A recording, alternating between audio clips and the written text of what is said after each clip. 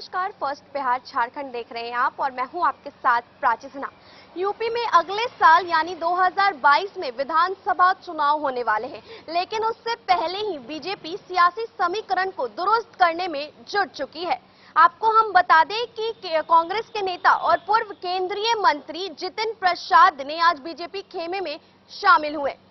केंद्रीय मंत्री पीयूष गोयल ने उनको बीजेपी में शामिल किया है।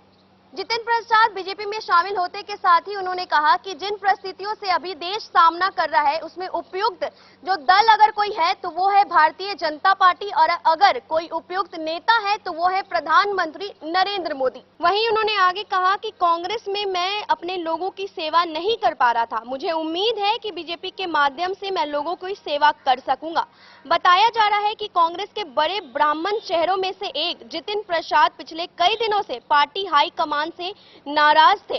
जितिन प्रसाद की शिकायत को पार्टी हाईकमान ने नजरअंदाज किया। यही वजह है कि उन्होंने आज बीजेपी का दामन थाम लिया है। कांग्रेस के लिए इन दिनों कुछ भी अच्छा नहीं चल रहा है। एक तरफ जहां कांग्रेस उत्तर प्रदेश चुनाव की तैयारियों में खुद को झोंकने की तैयारी कर रही है, वहीं पार्टी को यूपी चुनाव के ठीक पहले बड़ा झटका लग गया है।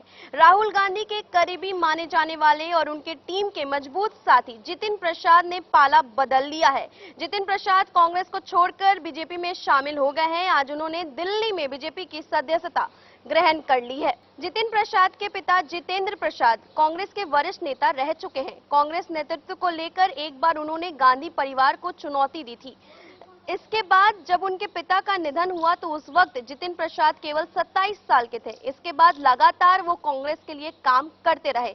टीम राहुल गांधी के मजबूत साथी के तौर पर उनकी पहचान कांग्रेस में की जाती रही, लेकिन अब यूपी चुनाव के ठीक पहले उन्होंने पाला बदलते हुए बीजेपी का दामन थाम लिया है। पार्टी कार्यालय पहुंचने पर आज बीजेपी के अध्यक्ष जेपी नड्डा और मंत्री पीयूष गोयल से उन्होंने मुलाकात की।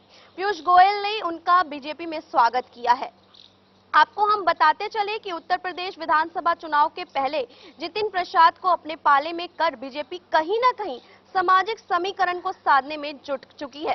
कांग्रेस ने पिछले विधानसभा चुनाव में ब्राह्मण बिरादरी को साधने की कोशिश की थी और अब जितिन प्रसाद के पाला बदलने के बाद कांग्रेस ने इस प्लान पर पानी फिर सकता है। जितिन प्रसाद की छवि बेहद साफ सुथरी रही है। युवाओं में उनकी अच्छी खासी पकड़ भी मानी जाती है। ऐसे में बीजेपी जितिन प्रसाद के इमेज का इस्तेमाल विधानसभा चुनाव को मद्देनजर रखते हुए करेगी।